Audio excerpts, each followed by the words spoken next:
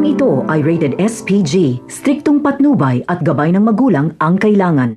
Bagamat ayaw ni Tanggol tumakbo bilang vice mayor, ay mapipilitan siya. May isip niya kasing mas marami siyang matutulungan kapag nasa posisyon na siya. At mas lalawak ang kanyang kapangyarihan at walang pwedeng makapigil sa kanyang mga gagawin. Maaalala ni Tanggol, noong namigay sila ng pera ay siya pa ang minasama ni chairman. Pero kung magiging vice mayor siya, ay walang pipigil sa kanyang pamimigay ng ayuda. At isa pa, kung hindi tatakbo si Tanggol at hindi siya papayag makipag-alyansa kay Olivia, ay si Miguelito at Roberto ang mananalo.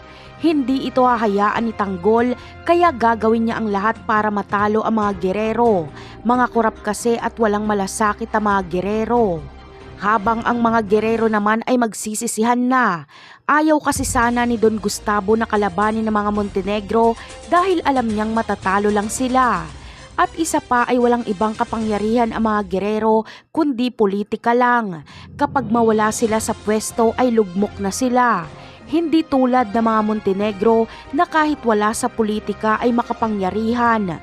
Kaya kung si Gustavo lang ang tatanungin ay mas gugustuhin niyang kampi ang mga Montenegro kesa kalaban ang mga ito.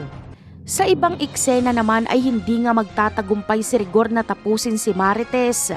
Darating na kasi sila Ramon kaya magtatago si Rigor. Siguradong patay siya kapag mahuli siya ni Ramon dahil maraming kasamang tauhan si Ramon. At darating pa si Tanggol. Pagtutulungan nila si Rigor.